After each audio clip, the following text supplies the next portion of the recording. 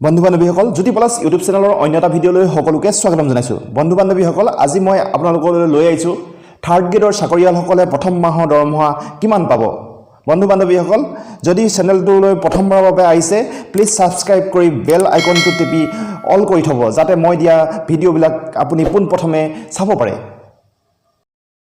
Salary grade 3 অৰ্থাৎ যিসকলে HS পাছ কৰি গ্ৰেড 3 এক্সাম দিছে তেওঁলোকৰ পে বেন আৰম্ভণিতে হ'ব 14,000 টকা আৰু তেওঁলোকৰ গ্ৰেড পে হ'ব 6,800 টকা। যেহেতু তেওঁলোক এইচএছ পাছ তেওঁলোকে 6,800 টকা গ্ৰেড পে পাব। বেচিক পেটো পে বেন আৰু গ্ৰেড পে প্লাছ কৰি উলিওৱা হয় অৰ্থাৎ 14,000 যোগ 6,800 20,800 টকা তেওঁলোকৰ বেচিক পে হ'ব। ডিএ অৰ্থাৎ মৰ্গীয়া বোনাছ বৰ্তমান 38% মৰ্গীয়া বোনাছ দিয়া হৈ আছে তেওঁলোকে তেতিয়া 7,904 টকা ডিএ পাব। হাউচ ৰেণ্ট 8% যেহেতু প্ৰায়বিলাক অফিচ চহৰ অঞ্চলৰ সেইকাৰণে তেওঁলোকৰ হাউচ ৰেণ্ট 1,664 টকা হ'ব। মেডিকেল এলাউন্স তেওঁলোকে 600 টকা পাব আৰু এই তিনিটা যোগ কৰাৰ পাছত তেওঁলোকৰ মুঠ চেলাৰী অৰ্থাৎ গছ চেলাৰী হ'ব 30,968 টকা। এই মুঠ চেলাৰী 30,968 টকাৰ পৰা পিএছ তেওঁলোকৰ কটন যাব 208 টকা, জিআইএছ বুলি এটা কটন যাব তাত 200 টকা কটন যাব আৰু এনপিএছটো বেচিক আৰু ডিএ প্লাছ কৰি তাৰ 10% কটন কৰা হয় অৰ্থাৎ 2,870 টকা তেওঁলোকৰ এনপিএছত কটন যাব আৰু তেওঁলোকৰ মুঠ কটন যাব 3,278 টকা।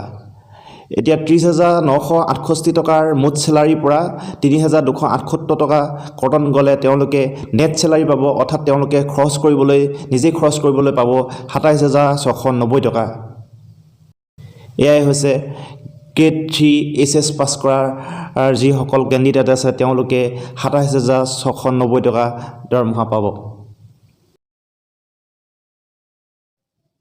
চেলাৰী গ্ৰেড 3 গ্ৰেজুৱেট অৰ্থাৎ যিসকল থাৰ্ড গ্ৰেডৰ পৰীক্ষাৰ্থী গ্ৰেজুৱেট হয় আৰু তেওঁলোকৰ কম্পিউটাৰ ডিপ্ল'মা আছে তেওঁলোকৰ আৰম্ভণিতে পে বেন হ'ব 14,000 টকা আৰু তেওঁলোকে গ্ৰেড পে পাব 8,700 টকা। যিহেতু তেওঁলোক গ্ৰেজুৱেট স্কেল দিয়া হয় সেইকাৰণে গ্ৰেড পে 8,700 টকা দিয়া হয়। বেচিক পে বেন আৰু গ্ৰেড পে প্লাছ কৰি উলিওৱা হয় অৰ্থাৎ 14,000 যোগ 8,700 22,700 টকা তেওঁলোকৰ বেচিক পে হ'ব। ডিএ বা মৰ্গীয়া বোনাছ বৰ্তমান 38% দি থকা হৈছে তেওঁলোকে 8,626 টকা ডিএ পাব।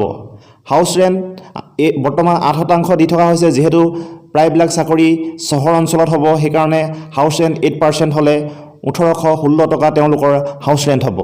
মেডিকেল সকলোকে সমান দিয়া যায় অৰ্থাৎ মেডিকেলৰ নামত তেওঁলোকে 600 টকা মেডিকেল এলাউন্স পাব অৰ্থাৎ তেওঁলোকৰ গ্ৰছ চেলাৰী হ'ব 33,742 টকা।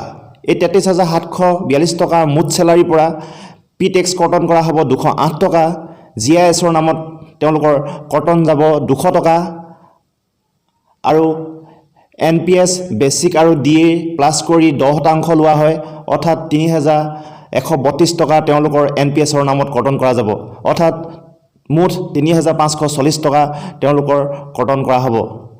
এতিয়া 33,742 টকা মুঠ চেলাৰীৰ পৰা 3,540 টকা কটন কৰিলে 30,202 টকা তেওঁলোকৰ নেট চেলাৰী হ'ব অৰ্থাৎ 30,202 টকা তেওঁলোকে দৰমহা পাব আৰু পৰিয়ালটো সুন্দৰভাৱে পোহপাল দিব পাৰিব।